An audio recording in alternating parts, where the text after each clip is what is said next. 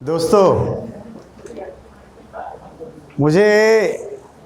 मैं legal adviser हूँ और मैं जनरली सभी लीगल केसेस हैंडल करता हूँ। लीगल केसेस पे यानी थोड़ा सा यानी ये करता हूँ, इसलिए मैं speech will be restricted to the legal matters only, general बात नहीं करूँगा।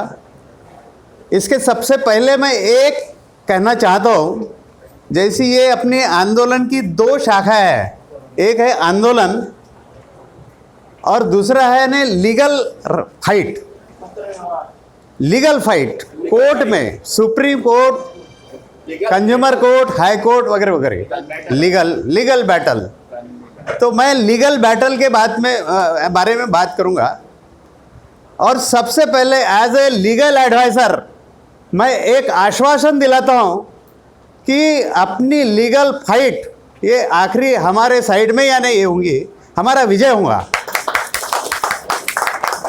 हमारा लीगल राइट या लीगल बात इतनी पक्की है, सुप्रीम कोर्ट ने या हाई कोर्ट ने या गवर्नमेंट ऑफ इंडिया ने और मोदी साहब ने कुछ भी डिसाइड कर दिया तो भी विजय हमारा होने वाला है। इतना अपना लीगल साइड बिल्कुल परफेक्ट है। लेकिन अभी तक क्या हो गया, अभी तक का इनका जो प्रोसेस चालू है, इन्होंने अपने एक स्टेज पे हमको लाके रख दिया है। हमें वो स्टेज ख़त्म करना है। मैं जो सुप्रीम कोर्ट में जो लोग हैं, those who are the petitioner before the Supreme Court, उनसे सवेरे से बात किया और आगे भी बात करने वाला हूँ।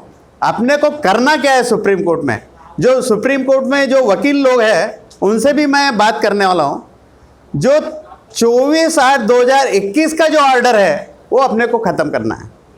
उसके बारे में कैसी यानी अभी रणनीति करना है, I will talk to this people and we will decide.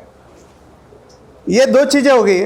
अभी लीगल बारे में जो मुझे बताया है कि यानी क्या करना चाहिए, अपनी जो पेंशन है तो पेंशन कैसी कैलकुलेटेड होती है, ये आपको ये फार्मूला मालूम है। Pensionable service multiplied by pensionable salary divided by 70, ये फार्मूला अभी सभी को मालूम हो गया है। पेंशनेबल सर्विस जो है वो सर्विस क्या है, pensionable service is the service, इसको सेक्शन 10(2) में यानी बताया, pensionable service is the service for which contribution is deducted. जो अपने सर्विस में अपना जो कॉन्ट्रीब्यूशन कटता है, जो सर्विस के लिए कॉन्ट्रीब्यूशन कटता है, वो सर्विस पेंशनेबल सर्विस। समझो 2 साल के लिए आपका कंट्रीब्यूशन कटा नहीं तो 2 साल माइनस हो जाएंगे।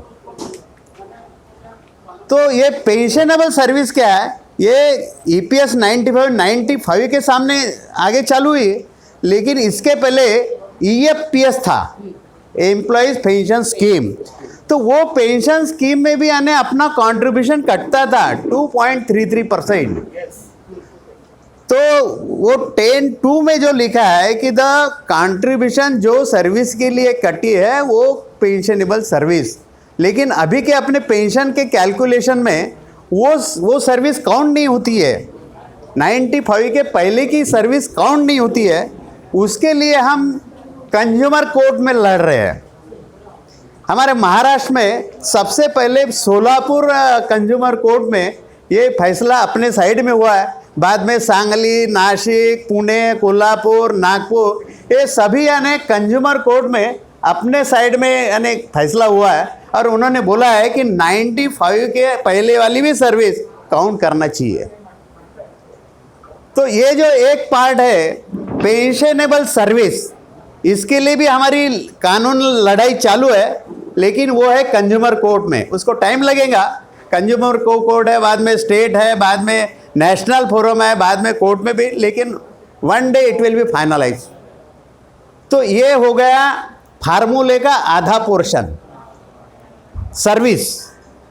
और दूसरा जो पोर्शन है पेंशनेबल सैलरी, और उसके बारे में बहुत लंबी लड़ाई चालू है, बहुत जोरदार चालू है। पेंशनेबल सैलरी, तो पेंशनेबल सैलरी अपनी कौन सी पकड़ते हैं, स्टैट्यूटरी ये पकड़ते हैं।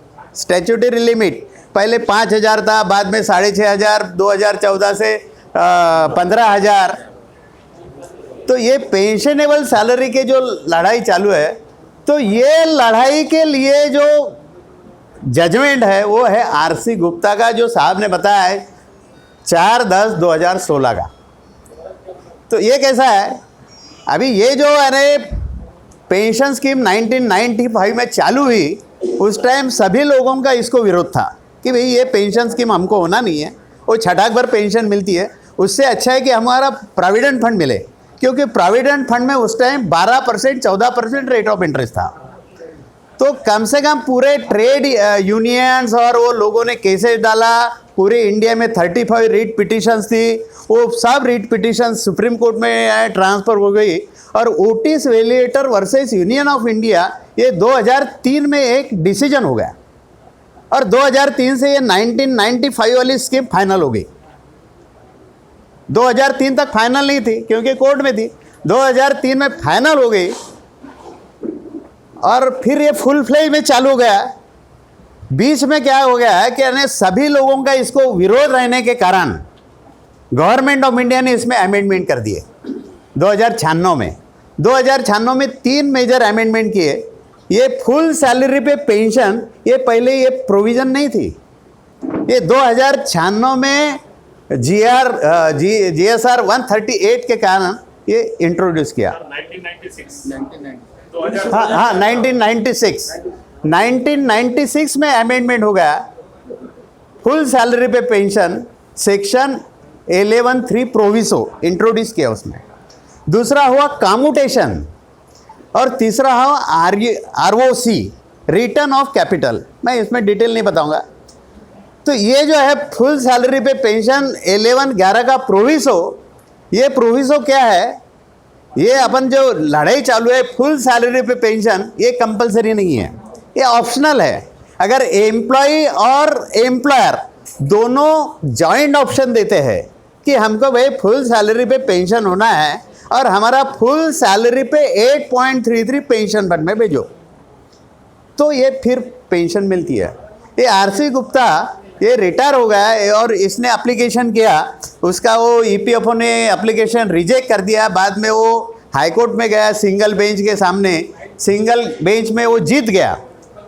बाद में EPFO डबल बेंच के सामने गई, डबल बेंच में वो हार गया। बाद में वो सुप्रीम कोर्ट में गया, और सुप्रीम कोर्ट में वो उसका डिसीजन हुआ, उसको बोलते हैं interpretation of the law. RC Gupta का जजमेंट क्या है ये मैं आपको एक सेंटेंस में बताऊं तो आप ख्याल में रखो, क्योंकि आरसी गुप्ता बहुत चिल्लाते, लेकिन आरसी गुप्ता है क्या? आरसी गुप्ता एक ही है कि ये ऑप्शन देने का जो है उसके लिए कोई कट ऑफ डेट नहीं है। This is the only RC Gupta judgement. ये फुल सैलरी पे पेंशन मांगने का जो ऑप्शन है वो आप कभी भी दे सकते हैं, while in service all are after the retirement also. ये अपडेट, वो आरसी गुप्ता रिटायर हो गया था, 2005 में रिटायर हो गया था। 2016 में उसका सुप्रीम कोर्ट ने बोला भाई ये रिटायर हो गया ना, और इसने प्रोविडेंट के पैसे वापस ले लेना, जो प्रोविडेंट के पैसे वापस लिए वो वापस मांगो ये ब्याज के सहित, और इसका पेंशन दे दो। आरसी गुप्ता का एक ही जजमेंट है कि there is no cut off date to give the pension. This is the only simple judgement of the RC Gupta.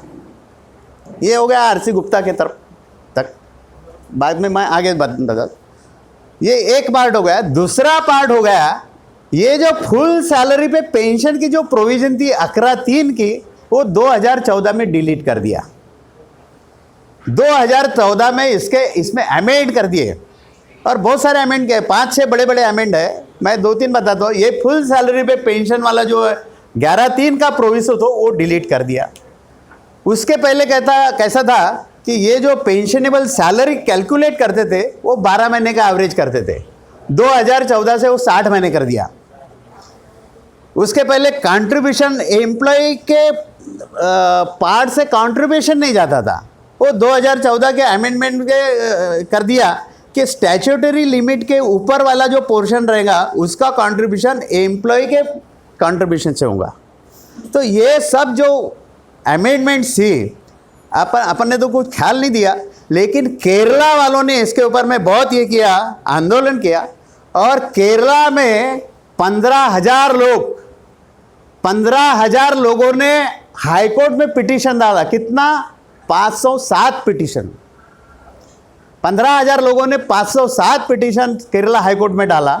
उसका हियरिंग चला 1 साल, 1 महीने के बाद में उसका जजमेंट हुआ और वो केरला हाई कोर्ट ने ये अमेंडमेंट है ये पूरा ने खारिज कर दिया, कैंसल कर दिया। उसका रिजल्ट लग रहा 12/10/2018। 12/2018 में ये केरला हाई कोर्ट का जजमेंट लगा। और केरला हाई कोर्ट का जजमेंट उन लोगों के लिए इम्पोर्टेंट है जो 2014 के बाद में रिटायर हुए या 2014 के बाद में जो सर्विस में है और आज सर्विस में है, उन सब लोगों के लिए ये केरला हाई कोर्ट का जजमेंट इम्पोर्टेंट है। बाद में ईपीएफओ ने ये केरला हाई कोर्ट के जजमेंट के अगेंस्ट में सुप्रीम कोर्ट में अपील किया। सुप्रीम कोर्ट में 1/4/2019 को इसका वो अपील रिजेक्ट हो गया। और उसके बाद में रिजेक्ट होने के बाद में गवर्नमेंट ऑफ इंडिया बिल्कुल जाग के उठा, खींच के उठा, और तब से उन्होंने वो जंप मारा ये अपने केसेस में। Venugopal attorney general of the India, उसको इन्वॉल्व किया। ये ईपीएफओ ने रिव्यू पिटीशन डाला, गवर्नमेंट ऑफ इंडिया ने एक स्पेशल रिव्यू पिटीशन डाला। ये दोनों क्लब किए और तब से वो टाइम पास चालू कर दिया उन्होंने। एट प्रेजेंट यानी ये इसके पहले आरसी गुप्ता का जजमेंट, केरला हाई कोर्ट का जजमेंट, ये और 1 अप्रैल 2019 का सुप्रीम कोर्ट का जजमेंट, ये दो जजमेंट अगर सुप्रीम कोर्ट के गवर्नमेंट ऑफ इंडिया ने इम्प्लीमेंट किए तो अपनी पेंशन के पूरे प्रॉब्लम सॉल्व हो सकते हैं।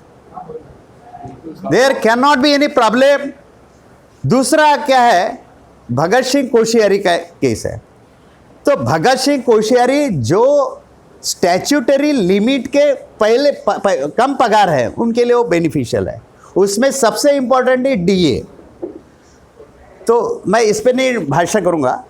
ये है 2 सुप्रीम कोर्ट के जजमेंट, आरसी गुप्ता और केरला हाई कोर्ट का जजमेंट, 1 अप्रैल 19 का यानी सुप्रीम कोर्ट का एसएलपी डिसीजन का जजमेंट।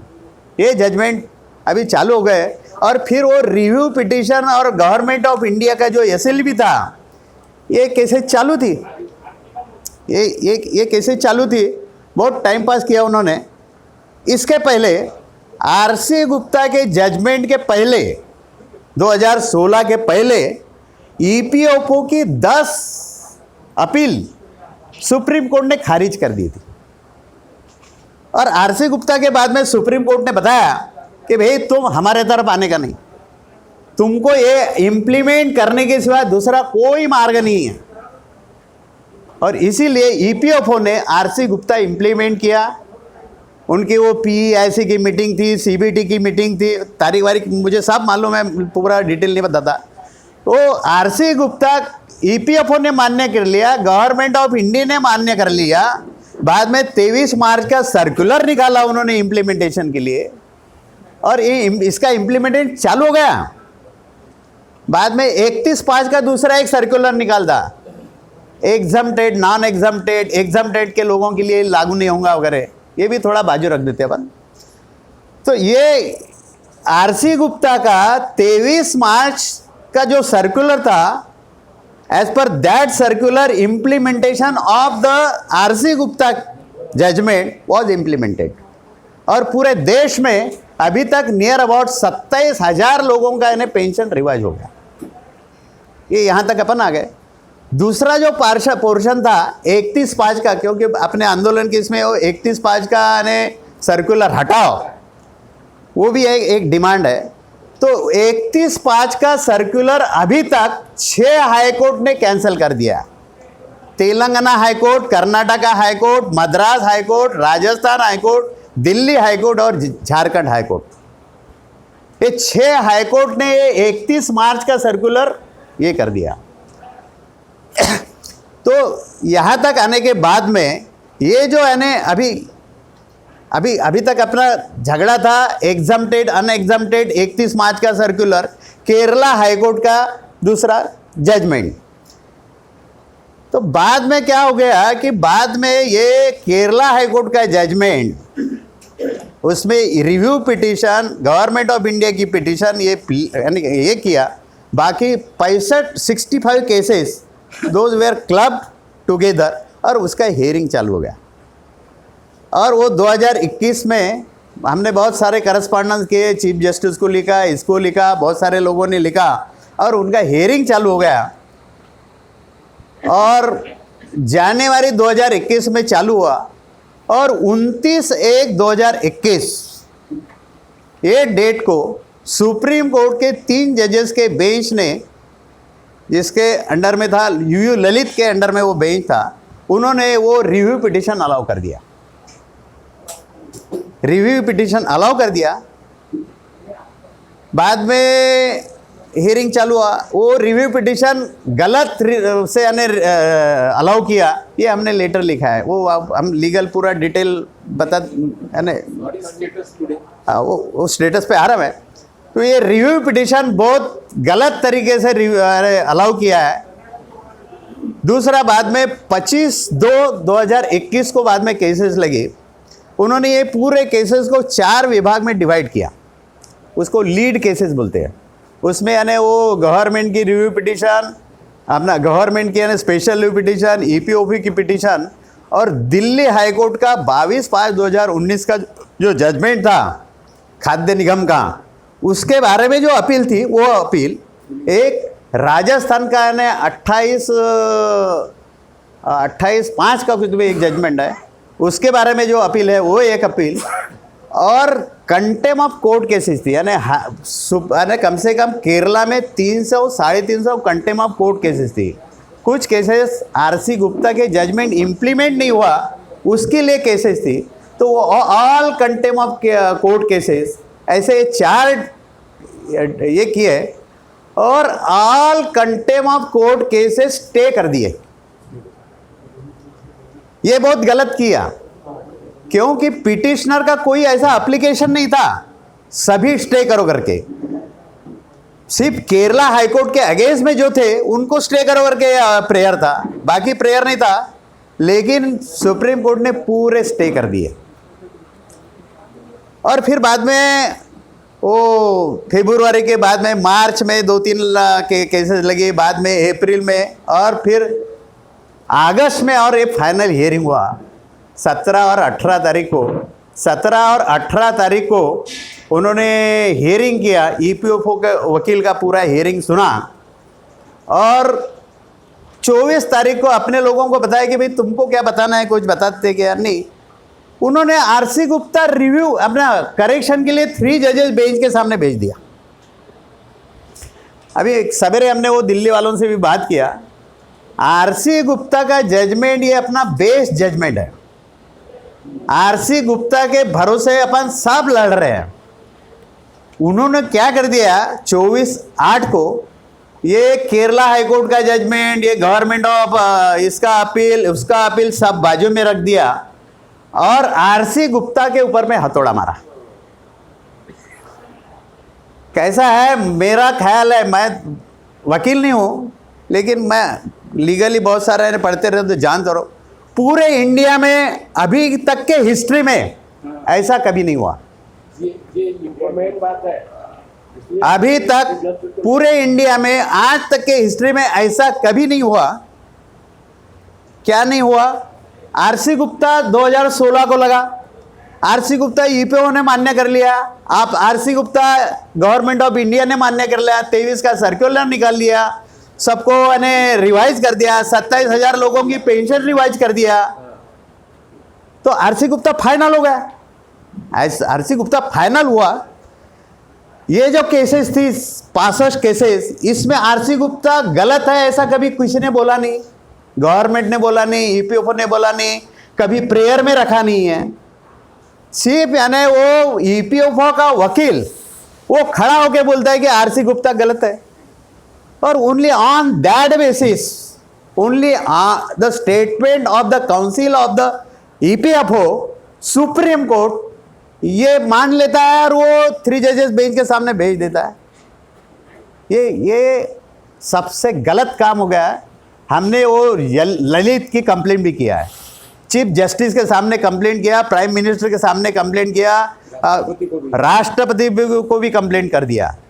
और हम पाठक साहब हमारे दोनों की साइन है, हमने ये कर दिया कि ये ललित गलत आदमी है, he is conscienceless man, he has compromise with his conscious and he is working for the government only. इसके ऊपर में हमारे पे कहना केस भी हो सकते हैं, कंटेम्प्ट भी होगा, हमने कोई परवाह नहीं किया, लेकिन गलत तो है। और ये जब गलत चीज है, गलत हमेशा रहेंगे, ट्रूथ विल प्रिवेल, सत्यमेव जयते। इसलिए मैं बोलता हूँ हमारा विजय 100% होगा, वो ललित रहे या और कोई रहे। और आज के स्टेट में अपन ये है कि अपनी पूरी केसेस ये हायर बेंच के तरफ रेफर हो गई है। दूसरा एक पॉइंट मैं दिल्ली वालों के लिए बताता हूँ,